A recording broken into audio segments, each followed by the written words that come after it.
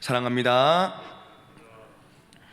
지난 본문들과 같이 오늘 읽은 이 신명기 25장의 말씀도 하나님의 이 율법의 말씀을 풀어서 설명해 주신 그런 말씀들입니다. 율법이라는 이미지에는 여러 가지가 있겠지만 그리 우리에게 친숙하지 않고 달갑지 않고 편한 느낌은 아니실 것입니다. 왜 그럴까요?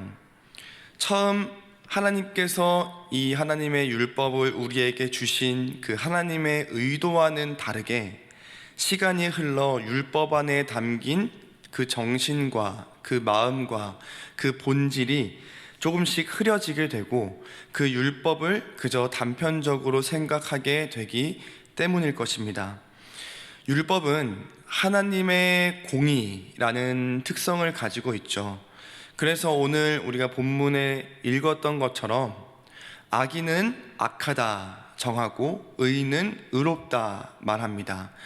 그리고 그 악인에게 태형이 적절하면 그 태형을 내리고 그 태형에서 몇 대를 때려야 할지 그 적절한 수를 맞추어서 그 죄에 따라서 때려라 라고 말하고 있습니다. 그리고 5절에도 볼 수 있는 것처럼 형제가 아들이 없어 죽게 되었을 때에 하나님의 약속인 이스라엘이 끊어지지 않게 하기 위해서 형제의 대를 동생이 대신 이어주어야 하지요. 이 율법이라는 공의를 이루기 위해서는 무언가를 반드시 하거나 무언가를 반드시 하지 않거나 혹은 그것을 위반함으로 처벌받는 모습으로 이루어지는데, 그래서인지 우리가 생각하는 이 율법이라는 것은 굉장히 딱딱하고 또 무섭고 경직되고 좀 숨막히는 그런 이미지가 우리에게 있는 것 같습니다. 그러나 사실 율법은 하나님께서 이스라엘 백성이 하나님의 백성으로서 마땅히 지켜야 할 것들을 말씀해 주신 법이자 제도입니다. 이 율법은 하나님의 백성으로서 이스라엘 백성들이 하나님의 백성으로서 가장 아름답게 보일 수 있는, 아름답게 보여줄 수 있는 롤모델과 같은 것이 바로 이 율법이라는 것이지요. 그래서 악인의 죄에 따라 그 수를 맞추어 때리게 하는데 거기에서 그치는 것이 아니라 40가지 제한을 둡니다. 그리고 그것을 넘기지 말라고 하죠. 왜냐하면 40가지 그 이상 지나치게 형제를 때리게 된다면 너가 너의 형제를 경히 여기게 될까 하노라. 그러니까 공의를 이룬다는 명목하에, 그 법을 집행한다는 그런 명목하에 너의 형제를 가볍게 여기고 업신 여기게 될 수 있기에 40이라는 제한을 두신 것입니다. 또한 곡식 떠는 소에게 망을 씌우지 말라고 말씀하십니다. 곡식을 떠는 것은 소가 그 곡식을 발로 밟아서 이제 그 알곡과 그 껍질을 분리하는 탈곡 작업인데, 이제 탈곡 작업을 하면서 이제 곡식이 튀기도 할 것이고 계속 밟으면서 소가 그 알곡을 먹을 수도 있잖아요. 그런데 그조차도 먹지 못하게 소에게 망을 씌우고 있다는 것입니다. 핑계는 다양하겠죠. 위생 문제를 삼으면서 부정하다라고 여기지 않기 위해서 소의 입에 망을 씌우게 할 수도 있고, 소가 먹을 것을 조금이라도 아껴서 더 남을 도와줘야겠다라는 그런 핑계를 댈 수도 있을 것이고, 추수한 것을 가장 먼저 하나님께 드려야 한다라는 그런 핑계를 댈 수도 있을 것입니다. 그러나 중요한 것은 사실 같이 이렇게 추수하고 탈곡하는 소에게도 이 곡식을 먹을 권리가 있죠. 그런 곡식을 떠는 소에게 망을 씌우지 말라는 것입니다. 또 이어서 수혼제에 대해서 말하는데, 남자가 아들이 없이 죽게 될 경우에 그 남자의 형제된 자가 이제 그 형수를 아내로 맞이해서 그 대를 잇게 하는 그런 제도입니다. 왜 그렇게 해야 하죠? 그 죽은 형제의 이름을 잇게 하기 위함입니다. 그래서 그 이름이 이스라엘 백성 그 역사에 끊어지지 않게 하기 위한 것이 목적이었죠. 이스라엘에게 있어서 자녀라는 것은, 이스라엘에게 있어서 대를 이어간다는 것은 그저 번성의 의미뿐만이 아니었습니다. 하나님의 메시아의 언약이 담긴 하나님의 약속이었죠. 자녀가 없다는 것은 그들에게 더 이상 구원이 없는 것이었고 하나님의 저주를 받았다는 그런 모습이었습니다. 그러나 하나님께서는 사랑하지도 않는 형수의 대를 이어줘야 하는 그런 동생의 입장도 생각해 주셨어요. 사실 대를 잇는 것은 하나님의 입장도 있고 형의 입장도 있지만 동생은 무슨 죄입니까?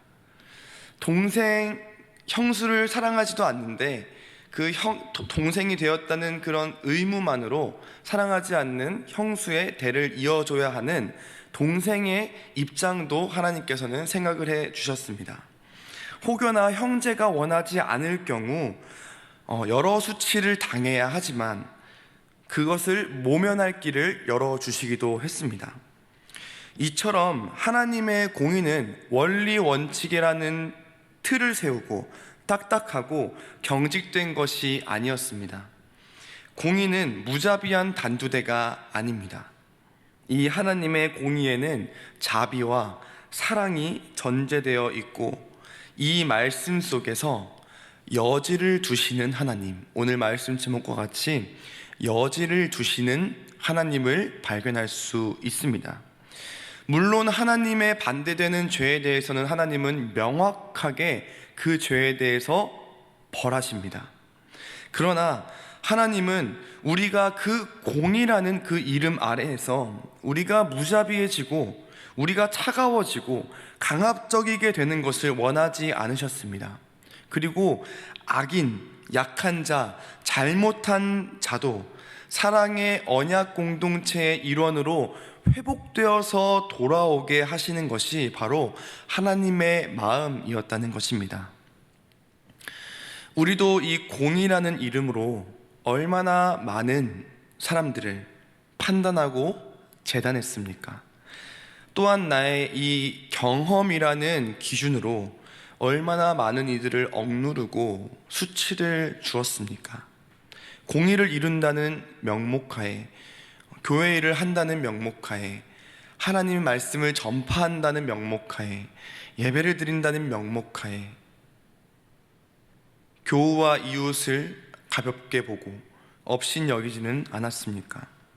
함께 곡식 떨며 추수하는 소의 입에 망을 씌운 것처럼 이런저런 핑계를 대며 가장 잘 해주어야 할 함께 하는 자들을 더 챙겨주지 못하고 오히려 옥죄지는 않았습니까?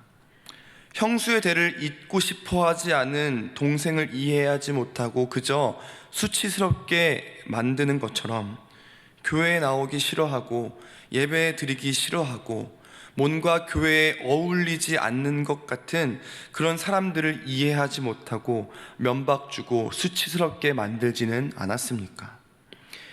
우리가 실천하는 공의는 하나님의 사랑과 자비가 전제되어 있어야 합니다.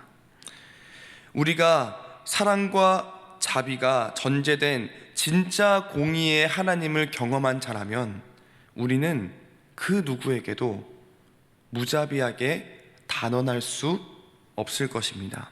왜냐하면 내가 바로 그 하나님의 여지를 경험한 자이기 때문입니다. 말씀을 맺겠습니다. 여지라는 것은 어떤 일이 일어날 가능성이나 희망을 의미합니다. 공의의 하나님이신 나의 하나님께서는 아무런 희망이 없는 우리에게 그 어떤 일이 일어날 가능성이나 희망, 즉 우리에게 그 여지를 주셔서 우리를 살리시고 구원해 주셨습니다. 우리가 어떠한 자격과 능력이 있어서, 우리가 어떠한 위치에 있을 만한, 우리가 어떠한 것을 가질 만한 능력이 있어서, 우리가 어떠한 것을 지적할 만한 지혜가 있어서 우리를 이 자리에 두신 것이 아닙니다. 우리가 그 말을 할 수 있는 사람이 아닙니다. 하나님께서 우리를 살리시고 구원해내셔서 우리가 이 자리에서 하나님의 이름을 부르짖으며 기도할 수 있고, 하나님의 말씀을 듣고 하나님의 말씀을 선포할 수 있는 그런 연약한 자일 뿐입니다. 하나님의 공의는 사랑과 자비의 공의입니다. 오늘 하루 공의롭게 정의롭게 사십시오. 그러나 하나님께서는 우리에게 여지를 두셨던 것처럼 오늘 만나는 모든 이들에게 하나님의 여지를 베풀 수 있는 사랑과 자비의 공의가 풍성한 하루가 되시기를 예수님의 이름으로 축복합니다.